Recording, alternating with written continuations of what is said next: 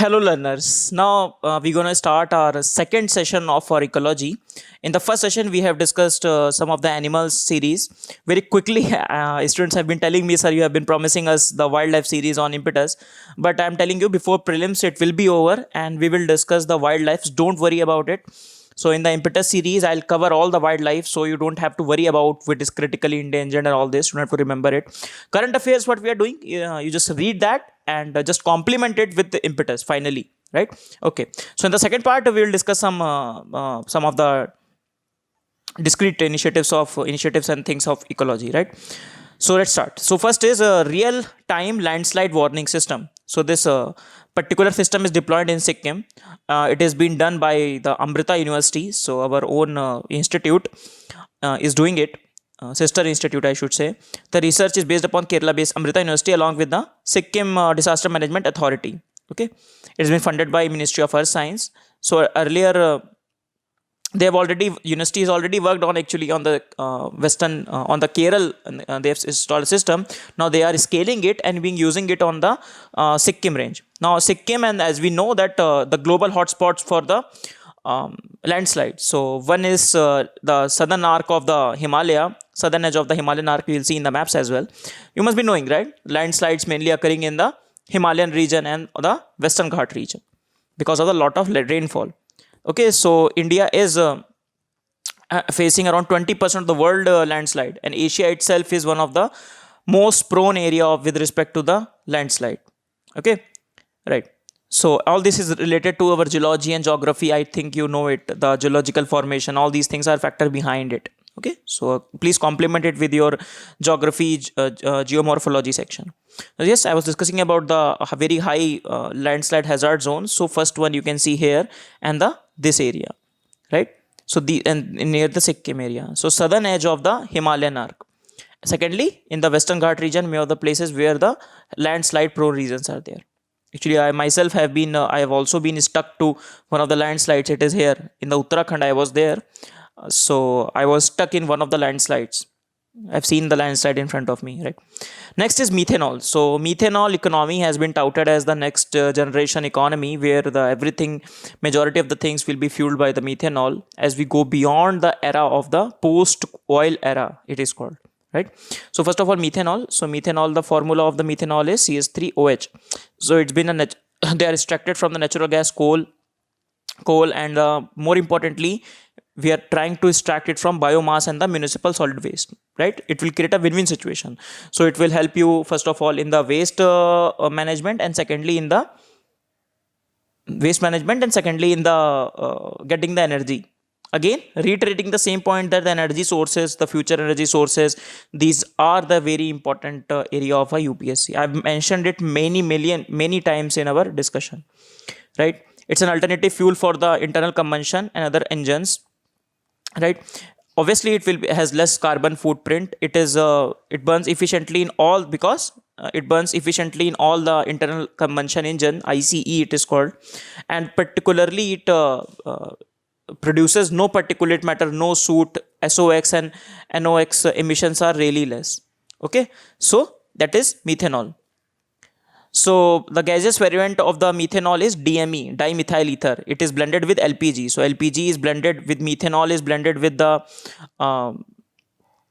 methanol's gaseous version is DME, and it is blended with LPG to create a sustainable fuel, more green fuel, I should say, right? It is said to be a substitute for the diesel, right? Now Niti Aayog has come up with a document talking about the, as I discussed, methanol economy. They've talked about replacing 20% of the crude oils from the methanol alone.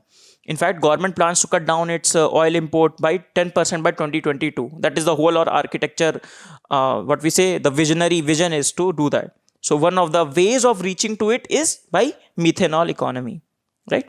Where will methanol will be used as a fuel in the transportation, in the energy sector and all this, right? So methanol sustainable economic fuel, and this is the same thing. So India's first methanol cooking, last year it was launched.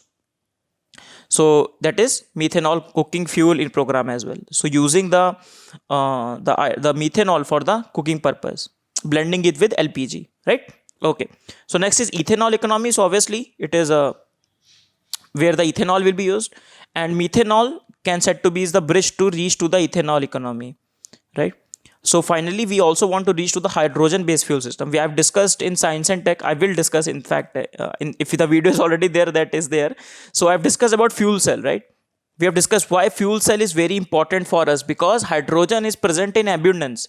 When hydrogen is present in abundance, then we can use it as a resource, right? Okay, so currently we are importing methanol from Saudi Arabia and Iran. The idea is to use our own waste to produce this particular energy. On the similar lines, next discussion is refuse derived fuel. So from the name itself, refused derived fuel. So deriving the fuel from the refuse part. So refuse is especially which refuse? Non-biodegradable solid waste, such as plastic, polythene, wood, commercial waste, and all these things, right? It is being used to produce steam or electricity. It is a where it can be used. These fuels, these pellets, we'll see how pellets made. These pellets can be used in the alternate industries such as cement industry.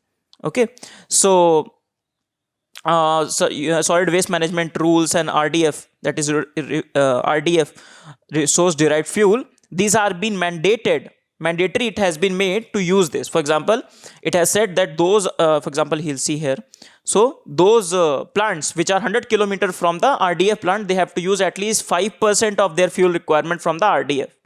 Okay, so that is there.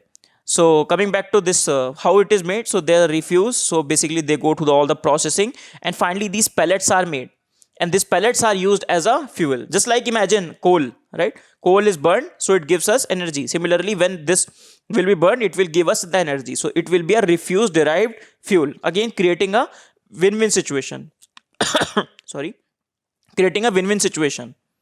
So something like that, right? So it will help us in reducing the waste, especially the biodegradable waste, because they have a criteria also. For example, the waste which has the calorific value of more than 1500 kilocal per calorie per kg, and which is not qualified to be disposed, then we will use it, right? Because it will be disposed in the landfill, then it will create more problems, landfill and so many things. Okay, so that is there. So it must be, RDF must be incinerated at more than 1000 degrees Celsius, so that it does not prevent pollutants like dioxin and furans. When for example, when you burn the plastic, that is why plastic is one of the problems, a health hazard. Why? When you burn the plastic, these toxins are produced. So it is said that if the resource derived fuel are burned at 1000 degree, these things will not be produced. Then only it can be used in a very sustainable manner. Okay. Coming to that, to new topic, that is permafrost. So what is permafrost? From the name itself, you can decipher permafrost, permanent frost. So where the ice has been there frozen for more than 2 consecutive years. Okay, where the ice is there for, so it will become a permanent frost. Okay, so that is definition. Where you will find it permafrost in the world, in the globe, in the northern hemisphere, है ना? There will have a area of permafrost is thrice larger than the Antarctica. Okay, okay, fine. Then it is approximately the permafrost, why they are important, I will discuss that. Last time, if you remember, we have discussed the tipping points, right? Remember? So one of the tipping points, or one of the factors in leading to tipping points, is permafrost, the melting of the permafrost. Okay, so there is why the permafrost are important, because they are a good source of the carbon sink. A lot of carbon is stored in this permafrost. Or if this carbon from the permafrost is, when the permafrost is melted and this carbon goes to the atmosphere, it will create more global warming. It will melt more permafrost, right? The positive feedback cycle I have discussed in the last time. Similarly, we will see in the Arctic amplification in the next slide itself. Getting the point? So it is approximately twice as much carbon in the permafrost currently in the Earth atmosphere. So that is, you need to remember, whatever carbon is in the atmosphere, the twice of the carbon is in the permafrost. Okay, so when it has been burned, when it has been melted, so it increases the carbon dioxide in the atmosphere when the permafrost thaws. So this is the kind of permafrost. Okay, subsurface kind of thing. So there will be one active layer. So this is an active layer. You can see the plates, the plant trees will be there. This is permafrost, which is permanently there. Okay, so this is the active layer where we cannot see it. So, but however, when the temperature begins, so the active layer goes down. That means the active layer deepens and the permafrost is melted. It has become thaws. So atmospheric carbon dioxide increases, and when it increases the surface temperature, the global warming phenomena, the surface temperature increases, and finally the vegetations also take up the heat. Okay, okay, let's move. Next is arctic amplification. So arctic amplification, arctic surface temperature over the past 2 decades have increased. That is the idea. So the idea is the same. What is arctic amplification? The same thing that happens to the permafrost. What is happening? The temperature rises, melting of the ice and the snow, right? So albedo effect. So snow reflect, I've discussed that already. So snow reflects, for example, this is the, 1 second. Let's assume this is the first layer of snow, that is snow, and that the other stuff below that. So if a lot of snow has a very good albedo, so it reflects a lot of things. But when temperature increases, so snow reduces. So this layer becomes more apparent over here. Then this albedo is less, so it will absorb more heat. When it absorbs more heat, the temperature will reduce more. Temperature will increase more. Because albedo will be less, it will reflect less sun rays, it will absorb more sunlight. When the more sunlight will be absorbed, then more melting of snow, more manifestation of this particular layer, more heat absorption, and the cycle continues. And that is also termed as the arctic amplification. In fact, it is dynamic of the global warming and one of the tipping points of the world. Okay, we have already discussed tipping point, just add to those notes. Okay, right. Next is Delhi Declaration. So Delhi Declaration is with respect to the UNCCD. So we have already discussed UNCCD, United Nations Convention for Combating Desertification. So its COP14 happened in India, COP14 in Delhi. Okay, that is why Delhi Declaration is there. So they have talked about land. So they have commitment to achieve land degradation neutrality by 2030. It has been in discussion. I won't say that land degradation neutrality has been introduced by this COP. It was already there, but they have committed themselves. The parties have committed themselves to achieve the land degradation neutrality by 2030. They have defined the neutrality in the United Nations as ensuring the enough land is available. So what basically we'll discuss what is land degradation neutrality in detail very easily. So whatever the land is required for our present use, it does not degrade its status. That's it. Very simple thing. Okay. So the idea is to enough land is available across the world to ensure the sustainable future. Our land should not degrade to the extent that start causing the problem of the food security, nutritional security, and livelihood insecurity. Okay. Right. So they talked about adoption of the voluntary land degradation neutrality targets of India. Like they have welcomed the proposed adoption of the voluntary land target similar to the Paris Agreement. That is more legally binding, but they have talked about voluntary land degradation target. Similar lines we have discussed the Bonn Declaration, Bonn challenge. Okay. So this was the land COP14 takeaways. So land restoration, it has been touted as the one of the ways towards the idea of solution to the climate change and the biodiversity loss. Okay, the idea is to investment, ensuring some sustainable investment should go, green investment should go in the restoration of the land, right? They've talked about drought preparedness. We'll discuss one of the tools now, drought toolbox we'll discuss. Okay, so they talk about putting the people first, ensuring the gender right, engaging the youth, and securing the land rights, right?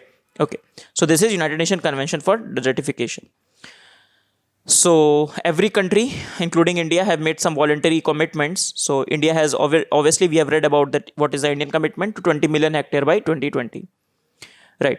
So that is what we have already discussed in our previous discussions. UNCCD in the June month, you will find it. In the June month ecology, the first topic of the June month itself is UNCCD. So UNCCD, it is a legally binding, just to reiterate very quickly, it is a legally binding, it is the only legally binding international agreement. And we have discussed in detail the land under threat. What are the facts are there? What are the Bonn challenge? What is the limit that they have defined? What is the Indian commitment to it? And all these things. We have already done that. Okay. Now we discuss land degradation neutrality a bit in detail. So they have talked about, in UNCCD, they have talked about achieving the land degradation neutrality. What is that? If you talk about the technical definition, it is the state where the amount of the land resources that are supporting our ecosystem, right? Which is supporting our ecosystem, that is ensuring our food security, that is that should remain stable or increase within the specified scales. temporal and spatial scales. That means with time, and also it should not be like that India is doing well and Europe is not doing well, or Europe is doing well, India is not doing well. They do not want that. So land degradation neutrality also talks about the spatial thing, that it should be there for the all the countries, right? So which SDG is related to the land? I have discussed all the SDGs with you in one of the discussions. So SDG 15 is with respect to the land. Okay, right. So one of the fund has been created, LDN fund has been created for the implementation of this, for achievement of the land degradation neutrality. So talk about this particular fund. So with respect to the UNCCD, this particular fund has been created. Many of the details are yet to come out on it, but this fund has been there for the achieving of the land degradation neutrality. So they talk about the avoidance. So these are the main stuff, right? So how to make sure that this particular thing happens. So idea of avoiding, reducing and reversing the land degradation, whatever it has been achieved. Last year it was a case that Mongolia, in one of the places in Mongolia, they have achieved the land degradation neutrality, which was in the last year's current affairs, last to last year's. Right. Next is bamboonomics. Bamboonomics. So bamboonomics is basically, it was discussed in the COP UNCCD. So it was said to be, it is a movement to combat desertification, the climate change in India with respect to tribal communities of India. So you can see bamboo there, right? So use of the bamboos. Bamboo is also said by the budget, in the previous budgets, as the green gold, right? Bamboo is touted as the next green gold. So the movement that will ensure that the tribal and a livelihood without causing a environmental harm, right? So just read about it though, that so using the bamboos, it will make sure that tribal prosperity is environmental security and economic things. Just like that. In the mains itself, the question can be asked because they have not asked the question. So UPSC asked the question, the things that can be achieved, that can be there in the future sense, or they can ask the questions that are happened previously. So bamboo has been called as the green gold by the budget 2 to 3 years back, right? So they can ask you a question anyway, any year, this year or next year, because bamboo can be a important part. Next is drought toolbox. So toolbox, it is like a knowledge bank. Okay, it is like a knowledge bank. So this particular toolbox has been developed by many of the partners like UNCCD, World Meteorological Organization, Food and Agriculture Organization, and all these organizations, right? So the idea is to give the tools, case studies and the resources to deal with the problem of the drought, right? Now why all these things are coming? Drought, desertification, all these things are related, right? When the monsooner vulnerability, the rainfall vulnerability is there, both with respect to the time and with respect to the place. So the probability of the droughts are increasing in India. So many cases, Marathwada, hai na? Latur, you must have heard of it. Many places of Tamil Nadu, many of the farmers have protested on it. So drought are becoming very acute. Okay? So it will help in the national drought policy plans. It will boost the resilience of the people and the ecosystem. Okay, so that is there, UNCCD drought toolbox. Okay, so just remember, if the question comes on the drought toolbox, it is related to the mainly to the UNCCD. In fact, one of the targets that one of the things that we discussed in the COP 14. I was discussing in the COP, when I was discussing the COP 14, I told you about the drought also. Right. Next is there's a report, Adopt Now, a global call for the leadership on the climate resilience. Okay, so they are talking about the global call for the leadership on the climate resilience report. So this report is done by the Global Commission on the Adaptation. So remember, how will you remember it? Just remember that this report is not by UNEP, and you are done.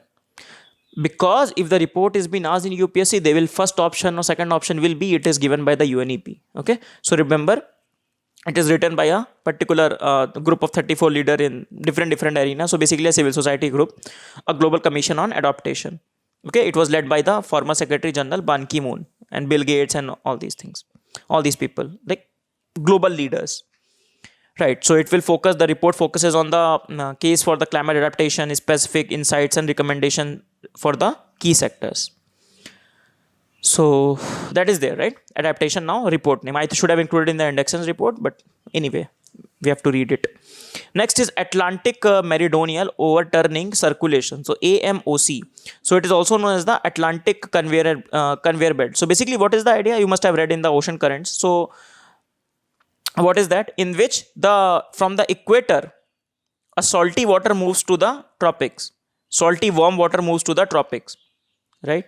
When the salty water goes down, salty water being dense, so it goes down on the subsurface level, it comes back to the tropics. Okay, so it sends the cold water south, so it becomes cold when a dense water goes to there. So this water, for example, goes to that place, right? Here, very much cold is there, the cold water become dense, and on the subsurface level it return back to the equator. So it is a circulation. That is how circulation happens. You know all this, right? So there are two basically layers. If we talk about it, there are two basically layers. First layer is, for example, this is the movement from equator to the poles, so that is there. Then the water become dense, and it on the second level it comes back to the equator because it becomes heavy. So this circulation is we are talking about, right?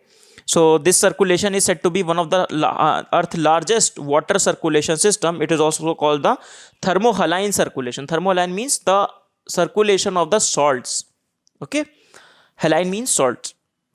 So it was that what this particular AMOC does is it transport a heat from tropics and towards the North Atlantic, especially helping the cities or the countries in the northern hemisphere like Great Britain and all this, so that their ports remain frost free. You must have read about this. The ocean, the Gulf Stream, for example, North Atlantic drift, it takes away a lot of heat to that particular place.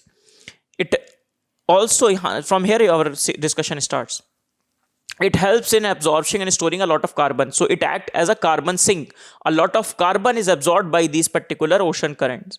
However, it has been observed that in the last 150 years, it has remained more or less stable. But in the last 15 years, it has been found that it is weakening due to global warming. Okay, it is there. If you read it, that is the phenomena that I have discussed about circulation. You can read it from here. Okay, so what has been observed that that is why it is in current affairs, that circulation has been weakening. Okay, the weakening, so, and the weakening has a lot of impact. We'll discuss the impacts very detail. So a lot of global impacts of the circulation has been seen, and one of the things had been observed that the rising temperature of the Indian Ocean is helping to strengthen AMOC. That means a positive thing has been observed. So if the question is being asked on in UPSC, this question can be asked because these type of questions are being asked in UPSC, a bit of conceptual questions. So they will ask you a question. The last option will be the Indian Ocean heating. All the oceans are heating, right? The temperature of each and every ocean is rising almost. So the heating of Indian Ocean is helping the strengthening of AMOC. The answer is right. Indian Ocean is helping. How it is helping, we will see. Okay, so first the impact of the weakening of the AMOC. Why the weakening of the AMOC is not good? So, for example, IPCC report says that, you can see here, IPCC report says that they indicate that IMOC is already weakened. It will cause the maritime productivity will decline. When a maritime productivity will decline, it will cause the livelihood issues, right? More storms some there, more Sahelian summer rainfall. What is the Sahel region? Tell me in the comment box. Sahel region. I will cover in the map section of the next month. But what is Sahel region? Tell me in the comment box. Okay. So Sahelian summer rainfall and South Asian summer rainfall. It causes a decrease in that. Reduced number of tropical cyclones are there. So these are the effect of the AMOC. Okay. So these are AMOC. Then what is the role of Indian Ocean? So what Indian Ocean will play the role? So Indian Ocean, it is said, when the heating of the Indian Ocean starts, when Indian Ocean heats, it generates the additional precipitation. When the additional precipitation is there, that means a lot of air from all around the world is going to the Indian Ocean, including the Atlantic, right? That means that if all the precipitation is happening, the majority of the precipitation is happening in the Indian Ocean, that means that there will be relatively less precipitation in the Atlantic, right? Because it is drawing many of the airs from all around the world, including the Atlantic. Okay, so less precipitation will lead to the greater salinity risk. Obviously, when the precipitation will be less, then salinity will increase. Okay, so that is there. Okay, Next, so we have tried to discuss that. Try to, because everything is being negative, right? So AMOC is weakening and all these things, but the heating of the Indian Ocean is helping in this phenomena, and that is what we have to remember. Next, Forest Plus 2.0, the Forest Plus initiative. So the this particular initiative is done with by the US agency, United States Agency for International Development, USAID, and the Indian Ministry of MOFCC. They have launched this Forest 2.0 initiative. Okay, it will be a 5-year program. It is a part of actually first program that is completed in 2017. So after that program, 2.0 program has been launched.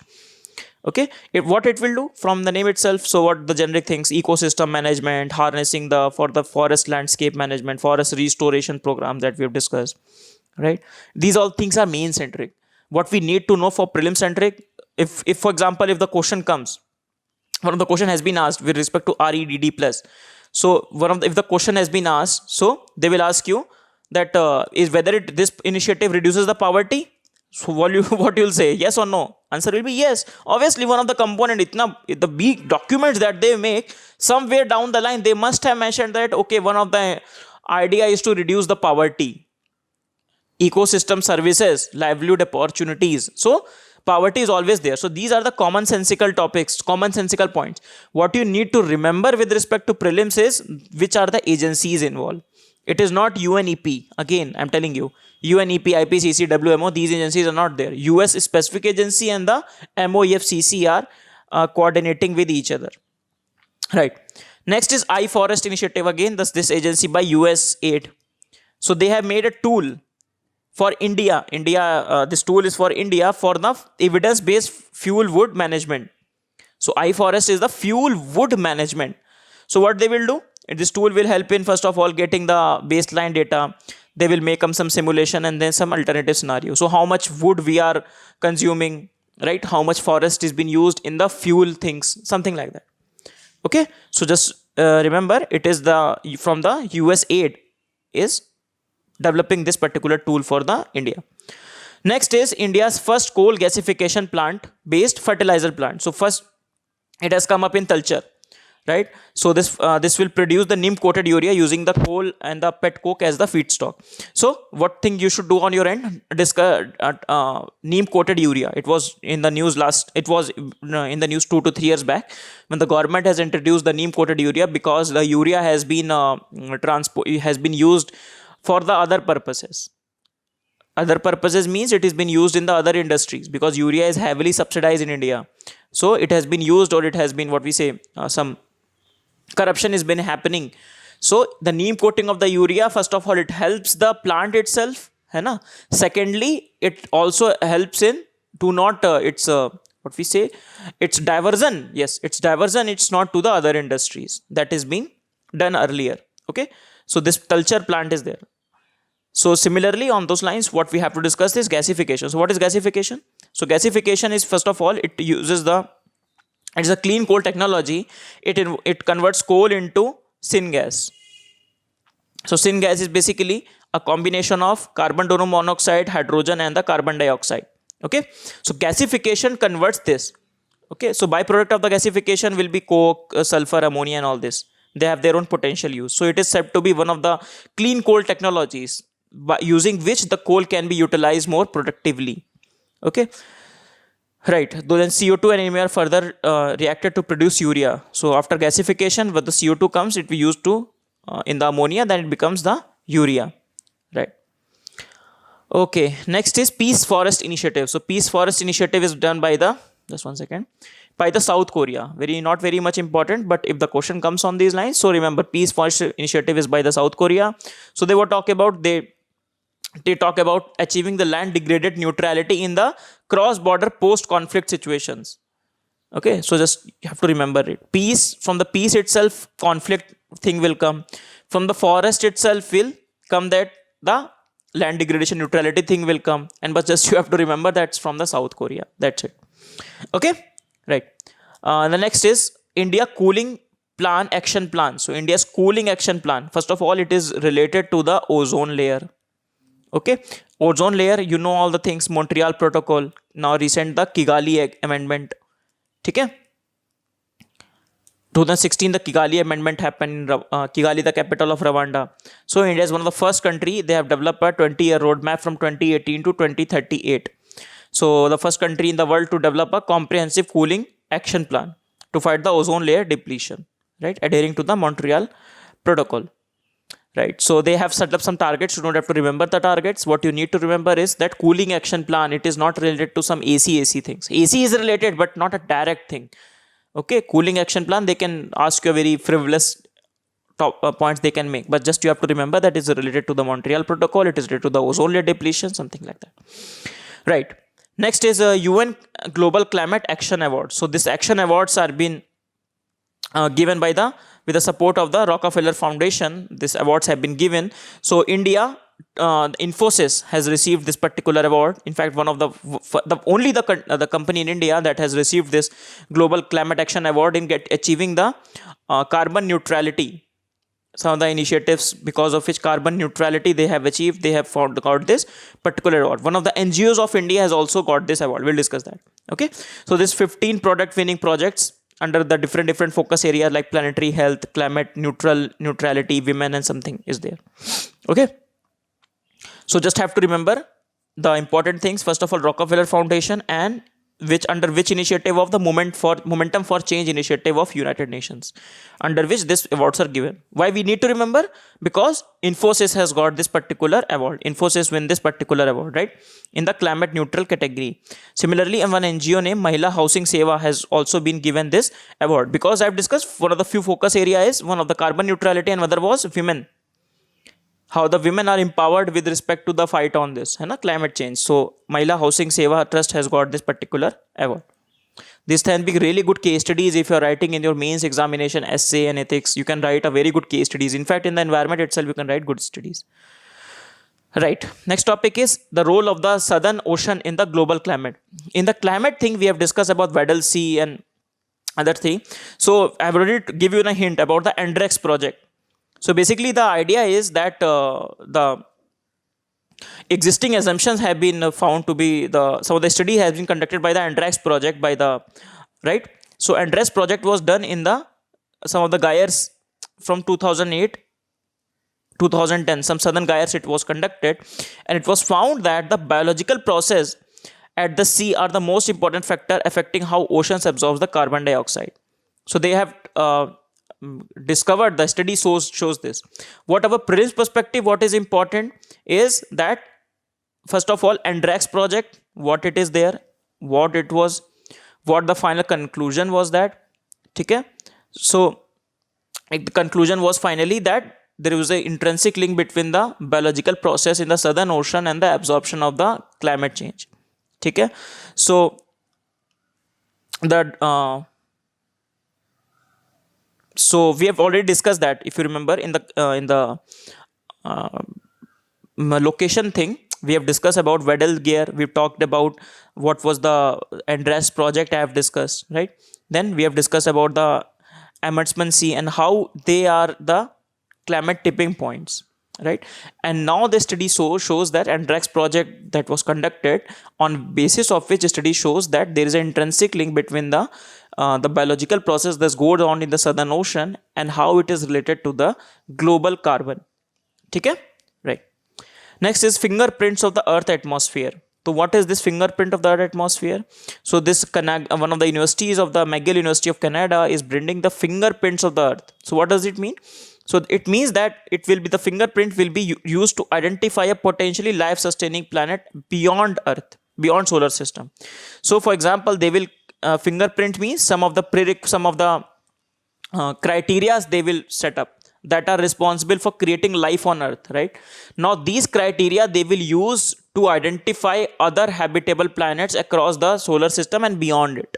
Okay, so the observation, how the fingerprints has been made by the observation of the SESAT satellite. Okay, so they have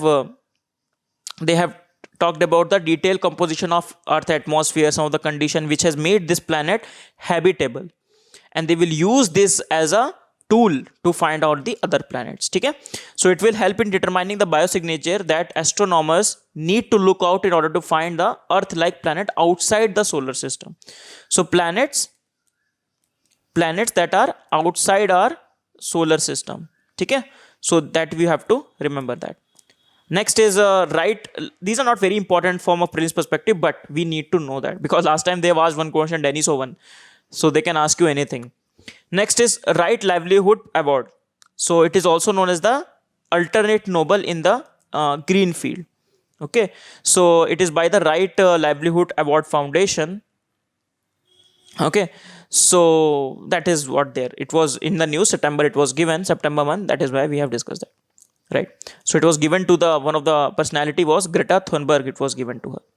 Right, next is mangrove is important. Mangrove Genetic Resource Conservation Center. So this conservation center has come up in near to the Koringa Wildlife Sanctuary, developed in the Koringa Wildlife Sanctuary. So Koringa Wildlife Sanctuary in the Andhra Pradesh, right? Okay, so near the Godavari estuary. So it is for the conservation. From the name itself you can see mangrove genetic resource conservation, so they will be conserving the genetic resources of the mangrove forest. So it is funded by the UNDP. Okay, so UNDP is funding this particular project. This is a part of the mangrove for forest program, like on the similar lines, right? Okay, so this particular species is in the news. So in the Godavari estuary, it has been identified as the vulnerable species. So remember, it is a mangrove species. Okay, it is on the red list of the IUCN. So it is not an animal species. It is a mangrove species that has been included in the mangrove species program. So particularly, this particular UNDP fund has been used by this. The MOFCC is working along with the East Godavari River Estuarian Ecosystem Foundation. This particular institution, this is a institution by the state government itself. It's not a civil society institution, and the government is working with the this particular institution for the mangrove genetic resource protection. Okay, so again, just to reiterate, this particular foundation, these things are really not important, but for the sake of covering, we have to cover some institutions like this, right? So it is developed by the government of Andhra Pradesh in 2013 for the Koringa Wildlife Sanctuary. Okay, right. Next is aquifer storage and recovery for the sustainable agriculture research. So ASRA research. So very quickly I'll discuss and we'll move forward. So this research basically is done for in the Bihar. So what they are trying to say, they are trying to make sure that how to use the flood waters, the flood water which is being wasted, how to use that flood water for the farmers. So if they want to make sure that that flood water is being used and it is used by an opportunity for the farmer to raise their income, right? Like that. Okay, so this particular research, nothing more important. So you can get the idea, you can read about it, right? Similarly helping the farmer. So if the question comes on it these lines, the question will be in which area it is there and what they want to achieve. So both the things I have discussed. Next is climate vulnerability map of India. Very easy. Just have to remember that it has been planned by the DST, that is Department of Science and Technology, and the Swiss Agency for Development and the Cooperation. Okay, so along with the Switzerland, one of the agencies of the Switzerland, we are trying to build up this. Basically, it's not currently it's not been developed. It has been just started. The project has been started. It will become more relevant when finally the map is here with us. Okay, then the questions can be asked. But currently, they are planning to build this climate vulnerability map of India with respect to DST and the Swiss agency. Right. Next is gold shedemite. Okay, so what is this gold shedemite? Important first of all. So what is this? A new mineral has been discovered inside the diamond from a mine in the South Africa. So it's a new mineral they have discovered. So this mineral has the concentration of niobium, potassium, and the rare earth metals. Okay, so just need to remember. So if the questions will be asked on this, so the question will be very easy. The question will be that what is this? So it is a new mineral found inside the diamond, something like that. Right. Quickly we'll finish the last topic of the day. It's a relatively long video. I don't want to make a very long video, but you can see that we cannot compromise on the comprehensiveness of the topic. So please bear with me, revise from the PDFs, and we'll go through. Okay, so next is Vayu. So wind augmentation purifying unit. Okay, so they have made it vayu. So they've taken y from it. Okay, so what is basically vayu is, so in the very layman terms I'll discuss. So what they want to achieve, they want to install a device that will take up the air, the polluted air. For example, Delhi, a lot of pollution is there, right?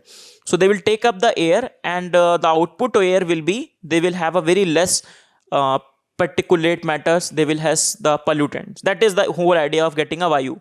So what we need to remember from this perspective, who are the agencies that have developed it? So National Environmental Engineering Research Initiative, NERI, has developed this particular device. ठीक है, वायु wind augmentation purifying unit, a Nagpur based laboratory of the CSIR.